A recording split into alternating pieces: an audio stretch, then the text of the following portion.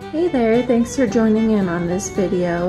I'm going to be making the famous carrot cake that I've made twice now. If you tried it, you know just how delicious it is. It is a little bit chunky, so if you don't like that, you can go ahead and puree everything. And anything that you have questions about, definitely ask me.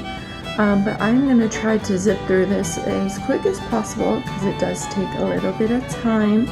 But I already have my oven preheated to 350 degrees. I will list the recipe and all the instructions into my comments just so anyone that wants to make this can do that at home. But I'm going to go ahead and show you everything that I have set up, and then I'm going to get started. I have the first list of ingredients, which is the applesauce. You can use oil also instead, it says that in the recipe, but I prefer the applesauce, gives it a little extra flavor. 3 room temp eggs, I already cracked mine, just did it. And then 2 cups of sugar. And then on the next step, I will just also show you that I have the 2 cups of all-purpose flour. And in this one I have the baking soda, baking powder, salt, and cinnamon. Third step, I have the 2 cups of grated carrots, which I grated myself, but you can also buy them in a bag if you choose to do that instead. Coconut, get off of here. Sorry about my cat. And then a cup of shredded sweetened coconut, a cup of the crushed that I crushed with my knife, and juice of the pineapple.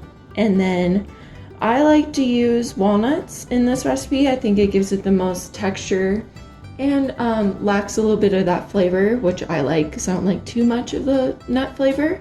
But you can use any type of nut, honestly. And then I will be putting 1 teaspoon of vanilla extract in there. That's everything that will go into the carrot cake itself. I did also already make my parchment paper linings for my pans.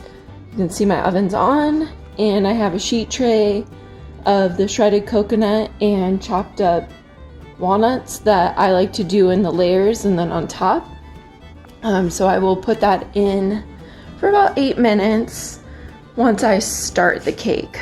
But I'm gonna get going on that cake now because it takes a little bit of time. So you're gonna just be sitting here kind of watching, but that's kind of the point, right? Mixer is all set up with the paddle. Go ahead and add my applesauce. I'm gonna go ahead and give that a scrape as well. Smells so good already, and it's just applesauce. That could be the pregnant me talking also though. Oh, splattered a little bit on my belly there. Saw that, and I hope you're laughing because it's kind of funny. All right, and then I'm gonna go ahead and add all the sugar. I like to keep clean as I go, so I'm just consolidating all my bowls over in this corner that I have.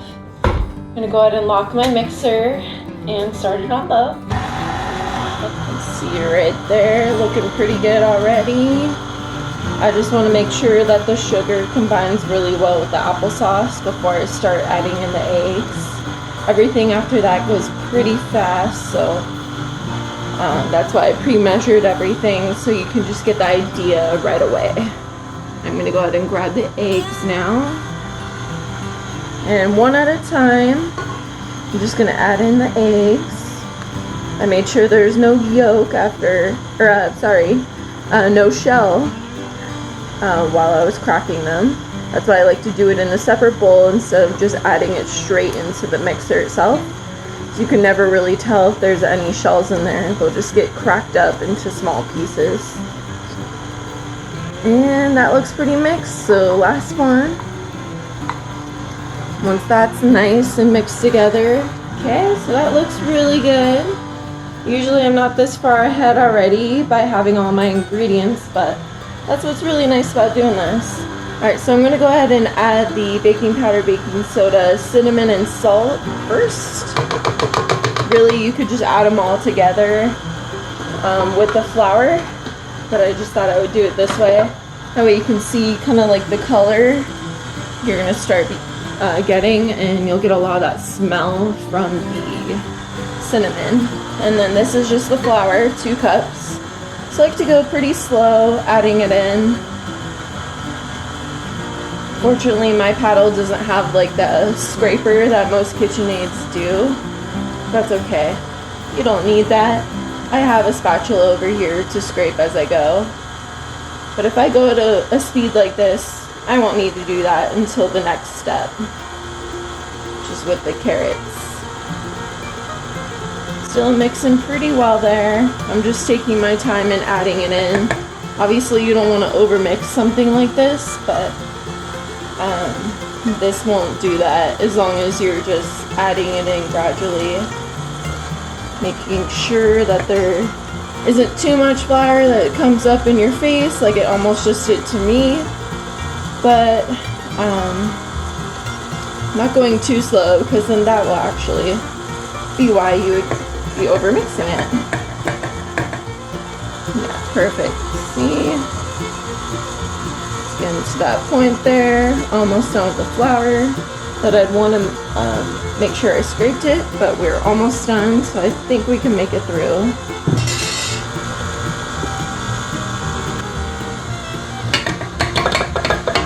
Alright, there we go.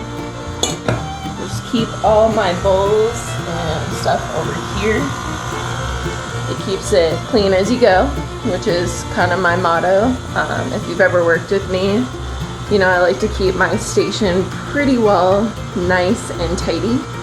Alright, so that looks really good. I'm going to go ahead and scrape it real quick, so I'm going to shut it off, unlock, so I can open it.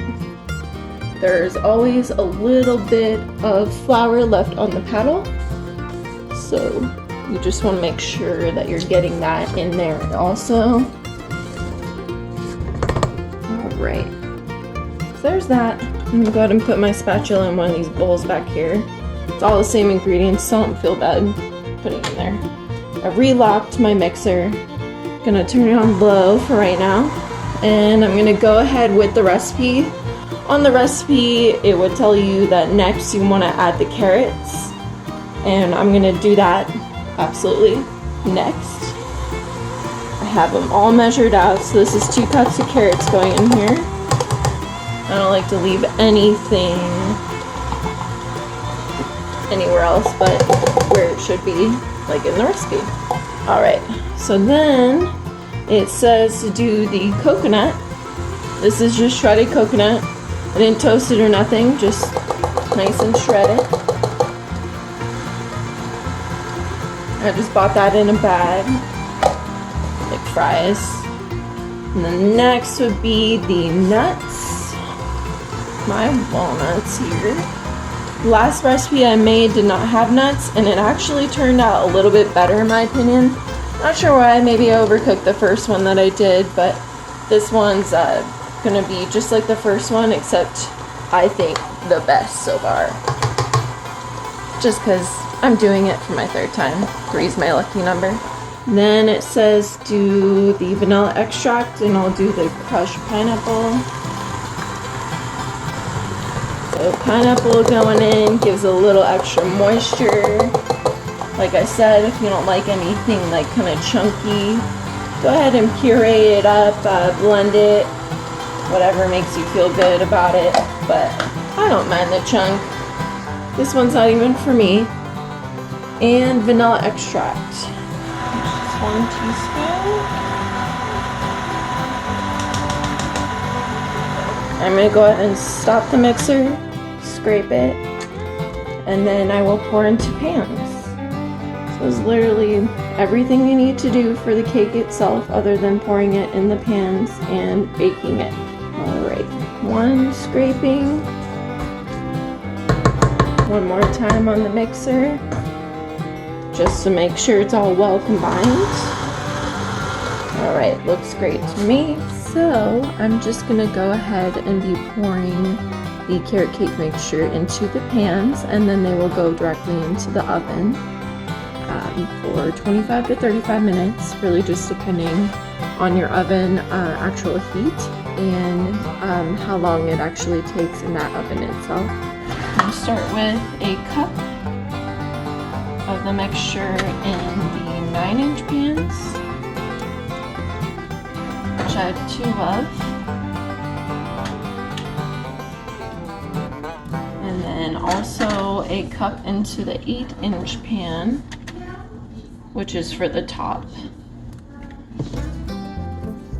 Alright, and then I'm gonna go ahead and do another cup into a 9-inch pan.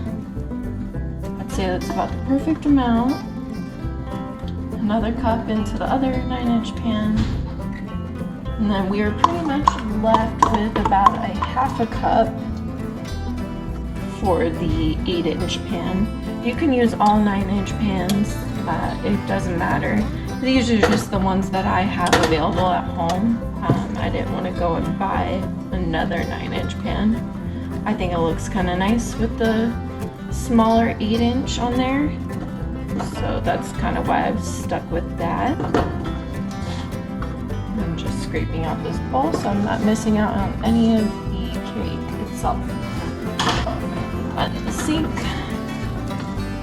Scrape this as well. It could be about a 1/4 cup to a 1/2 cup.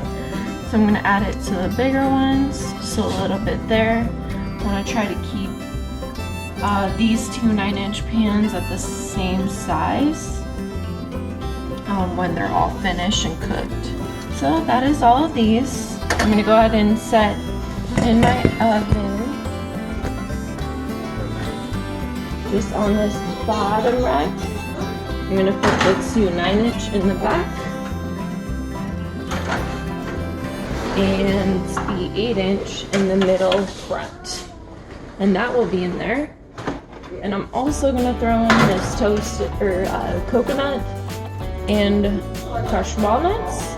And I added a little kosher salt to the top for that, just to give it a little extra flavor. And I'm just setting my timer. I'm gonna start with 30 minutes because I feel like that works really well. So that one's for the cake. And the timer also 8 minutes for my toasted coconut and walnuts. Alright, so I'll check back again and we'll see you then. Alright, so getting into really the last step of the making process before I start building once the cakes are done, and then frosting once the cakes are nice and cool. So I'm going to go ahead and start with the mixer, and I have the whisk attachment on there now. That just helps with the butter and cream cheese really getting a nice whip and being fluffy. And I will go ahead and start that. Okay, so I'm going to go ahead and grab my butter and cream cheese from over here. Start adding that in. Is a 1/2 cup of softened butter, 8 ounces of softened room temp cream cheese. So I'm going to start mixing that. You want it to be nice and fluffy, maybe like a minute or 2. Alright, so I'm also going to go ahead and now add the 1 teaspoon of vanilla extract.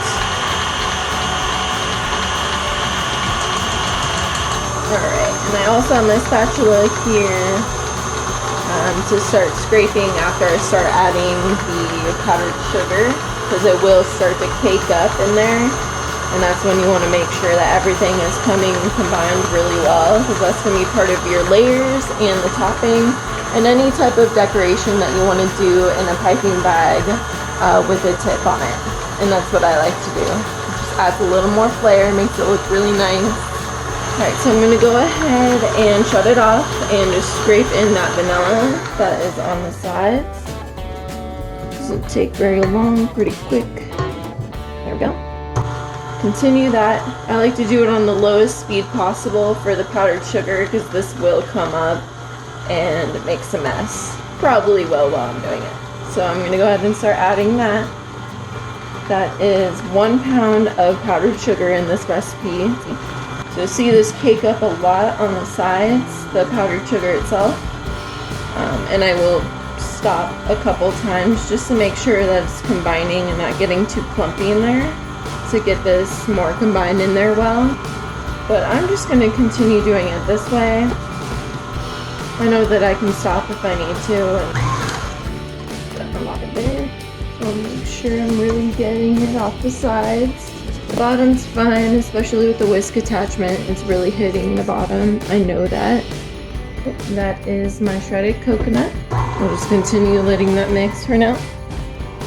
And that looks amazing. Get that out of there. That looks really good. So that's just part of the layers and the topping. Alright, so we're going to continue adding this powdered sugar. This is really like the longest process other than actually baking the cake itself. But you want to take your time with adding in the powdered sugar and making sure it's all really smooth and combined together. Otherwise you're going to end up with a frosting that's no bueno. Alright, last one. Alright, got that all out of there. I'm just going to turn this up one notch. Alright, now I'm going to shut it off, scrape the bowl again. Just make sure that everything's just well combined, because after this I will be adding half of it into a piping bag that I've already assembled. One more time. Do it pretty high. Just make sure anything on the actual whisk attachment itself, if it has powdered sugar on there, that it's coming combined now. And I would say that is good. Nice and done. Alright, so do that like so. Now I'll bring it over here. The cakes have come out of the oven. They look amazing. 30 minutes exactly in my oven at 350. I already checked them with the cake tester, and they're great. The color looks fantastic also. So I'm going to give these about 5 to 7 more minutes just in the pans themselves, and then I will transfer them over to the cooling rack that I have on top of a cutting board. You don't have to do that, but I just feel like that's necessary in case anything wants to fall through. But I also have transferred over the shredded toasted coconut and the chopped walnuts, the layering icing right here that I just use a spatula with, and then I already put half of the mixture into my piping bag. So anything left over from putting the icing onto the actual layers themselves, I will just put into the piping bag and use that more for the decorating purposes. So I will show you once the cakes are cooled and out of the pans and onto the cooling rack is my decorating with the icing, and that is personally my favorite part of it, just so I can show you a little bit of my culinary skills. And I will do it pretty slow for you just so you kind of get that way of doing it in case you want to make this yourself. Alright, we'll check back when that's ready to go. So I let these cool for about 2 hours, maybe a little longer. You don't have to wait that long. Literally once they're cool, you can start icing the cake. But you definitely don't want to ice the cake before they're cooled down, because then the icing is just gonna melt and any decoration or anything you did is not gonna look good. So I don't suggest it. But I'm gonna go ahead and start icing my cake, and then just again, let me know if you have any questions or any recommendations for another cake or anything like that. Just got the cake on a plate. Got my icing over here to my right. I'm just gonna start off lathering it on there. Kind of just like a pizza with marinara sauce. You want to get as close to the edge as possible. With this, you definitely want to go all the way to the crust. Just because when you're eating a carrot cake, you want the icing to go all the way to the end, because the icing sometimes is the best part. But I think in this cake's defense, the cake really is the best part. You make your opinion if you decide to make it, or if you want to buy one from me. Let me know. Alright, I'm just turning it as I go, making sure it's all iced. I like to make sure that the bottom one, which is this layer right here, is getting as much icing as I can possibly put on it, because the top will have a lot. The middle will have just enough. It's nice to have a lot on the bottom layer. Okay, so looks pretty good to me. I'm gonna put the toasted and shredded coconut with the toasted and chopped walnuts on there in between the layers. Gives it a little extra crunch, a little extra flavor. Even though they're already in the cake, they do taste different once they're toasted. I like to do a nice, good, obvious layer of it.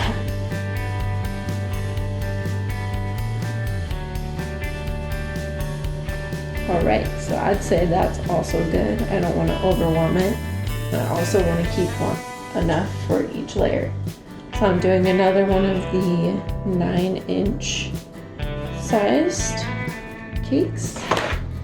And again, going on with the icing. A generous amount. Right on there. Turn it as you go. Makes it a little easier. If you have a cake turntable, that's obviously your best bet. But I'm using a plate. And that turns just fine. Doesn't need to have any special wheels or nothing. It's just plate. This icing smells so good. And being this cake is not for me, I don't get to enjoy this one. So I am going to rely on Sue and Donna to let me know how they like this, and anyone that they share it with, which is up to you too.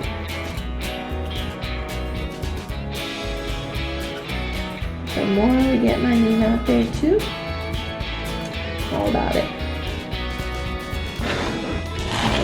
Another layer of the coconut and walnuts. A nice good layer of that again.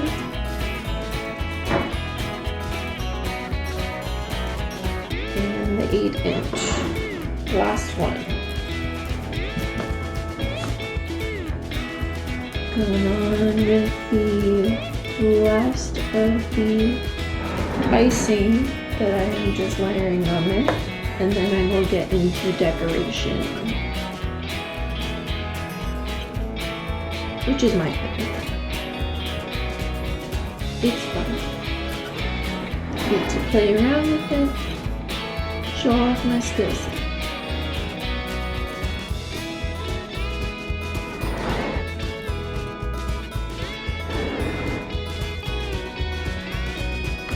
And again, whatever I don't use in putting this on the layers, the icing, I get to put in my piping bag and do more fun with, which I enjoy.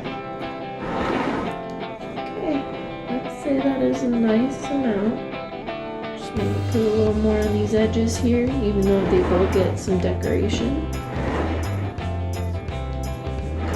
Alright, that looks really good to me. One last amount of these lovely toasted coconut flakes and chopped toasted walnuts. Again, you can use or not use any kind of nut you'd like to. I just think walnuts are great. I don't like to eat walnuts raw personally, but for some reason when they're toasted, it tastes so good.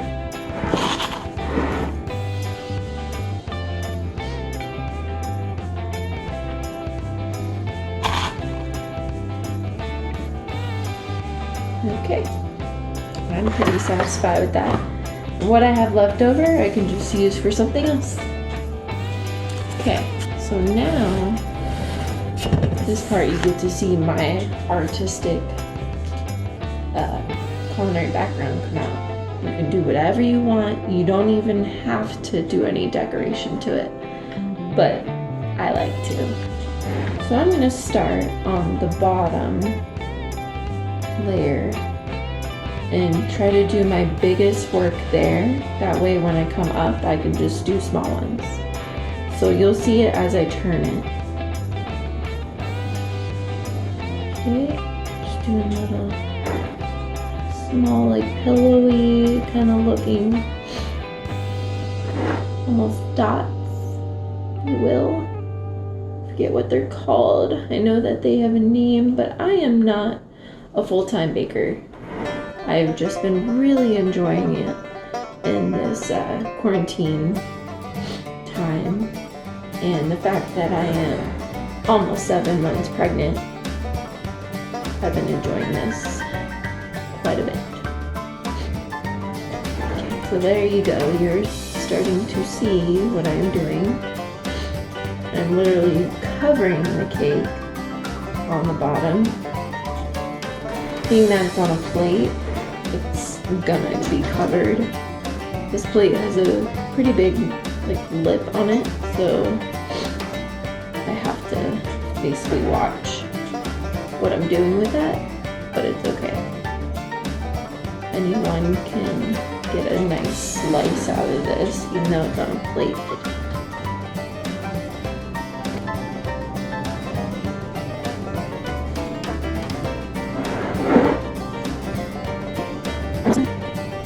And that's it. I do have a little bit of ice on there. I'm not gonna worry about it. I think it looks good, professional, cute. Really nothing else you could want from this. And have all the flavor, texture, everything you could want right there.